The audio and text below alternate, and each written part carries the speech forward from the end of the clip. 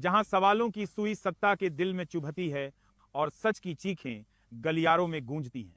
आज की खबर ऐसी है कि आपके रोंगटे खड़े हो जाएंगे। चुनाव आयोग ने आखिरकार कबूल कर लिया कि वे प्रधानमंत्री नरेंद्र मोदी और गृह मंत्री अमित शाह से मिले थे और उनके इशारे पर ईवीएम में गड़बड़ी की गई।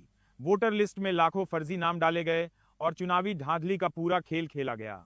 यह कबूलनामा आयोग की 1.5 महीने की चुप्पी तोड़कर आया है।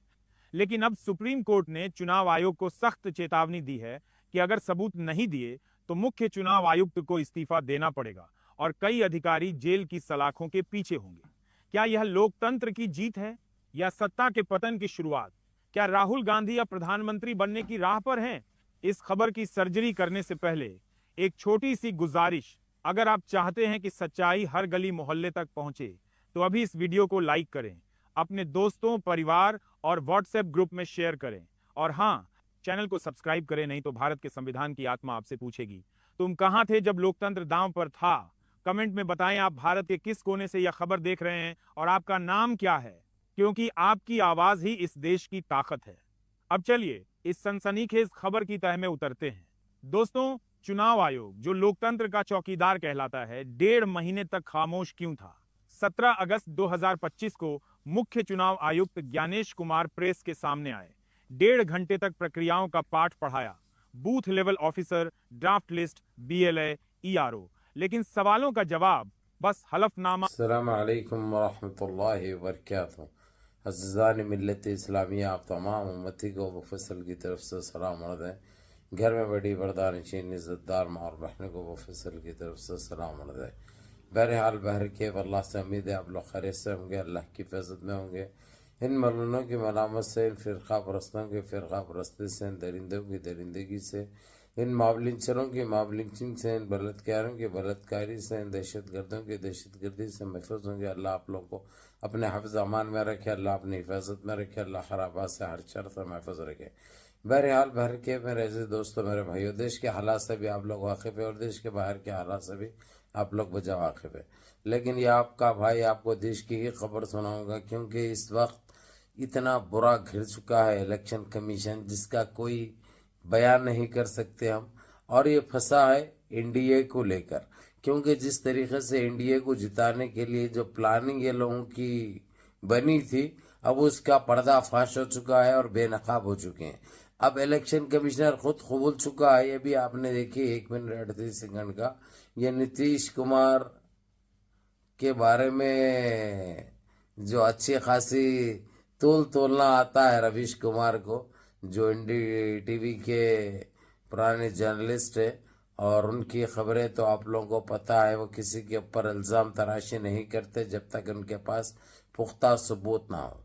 अब ये देखिए रवीश कुमार ने जिस तरीके से जो खुशी जाहिर की है, क्योंकि देश में ये चीज़ रुकना चाहिए था, क्योंकि देशवासियों के साथ जो धोखा हो रहा था, जो छोटी सरकार जो चल रही थी, जो ईवीएम के जरिए जो झूठ फैलाया जा रहा था और इनको जीत नसीब हो रही थी, ये सारी चीज़ें मंजराम पे आ चुके हैं। और इलेक्शन कमीशन खुद ये चीज़ को कबूल लिया है।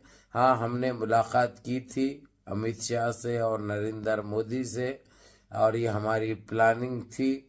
हमने इनके कहने पर, नरेंद्र मोदी और अमित शाह के कहने पे, हमने ये ईवीएम के साथ छेड़खानी की और उनको जिताने के लिए ये हथकंडे इस्तेमाल किए। ये जैसे ही ये बोलने के लिए, इनके लबों पे लाने के लिए इनको 1.5 महीना इंतज़ार करना पड़ा। हर वो कोशिश करे, हर मुमकिन कोशिश करे उन्होंने कि ये बात को दबा दिया जाए और राहुल गांधी के ऊपर ही इल्ज़ाम डाल दिया जाए। जिस तरीके से जो इन्हें एक बिल पास करने के चक्कर में मोटा भाई, ताकि जो भी सीएम इनको जो पसंद नहीं आता उसके ऊपर इल्ज़ाम लगा के 1 महीना जेल को भेज के उसकी सरकार को गिरा देने का, यानी ये बिल लाने के चक्कर में जिसमें इन्होंने इनका भी नाम रखे हैं, जबकि ये लोगों के दोनों के नामों को जो है सो इंडिया के प्रेसिडेंट भी कुछ भी नहीं कर सकते। और रही बात पुलिस इनकी, हर चीज इनकी है ना भाई। बहरहाल ये गेम है, छोटे बच्चे समझ रहे हैं लोग अपोजिशन को, और कुछ भी नहीं, क्योंकि अब इनके पास कुछ है नहीं, क्योंकि अब ये लोग जेलों को जाने की गार पे है। तो इस तरीके से गंदे चीजें बनाकर पब्लिक को उलझाया जाए, उनके दिमागे उधर मोड़ा जाए और ये लोगों को अलग बिजी किया जाए अपोजिशन को, ये इनकी चक्कर है जिसमें इन्हों नाकाम साबित होंगे। और इलेक्शन कमीशन ने सारी चीजें कबूल कर लिया है और सुप्रीम कोर्ट ने एनडीए को ये बता दिया है कि 1 वीक का टाइम दिया है। 1 वीक के अंदर अगर सबूतें पेश नहीं किए गए तो तुम्हारे ऊपर कार्रवाई भी होगी और तुम्हारी सरकार को स्टॉप भी किया जा सकता है। ये हमारे लॉ में है और ये हमारे को इस चीज की इजाजत है और ये हम ये ताकत ये हैसियत रख सकते हैं। ये कहते ही जो है सो इनके हाथा पावा फूलने लग गए। अब इनको अब कुछ भी समझ में नहीं आ रहा, उल्टे सीधे कामा कर रहे हैं इन्हों।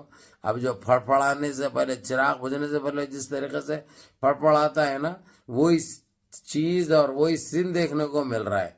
बहरहाल मुनज़्ज़म रहिए, मुत्तहिद रहिए, अपनी सफ़ों में इत्तेहाद बरकरार रखिए, नमाजों की पाबंदी करिए, माँ बाप की खिदमत करिए, बड़ों के काम पे अमल करिए और अपने इस भाई को भी दुआओं में याद रखिए। अस्सलामु अलैकुम व रहमतुल्लाहि व बरकातहू।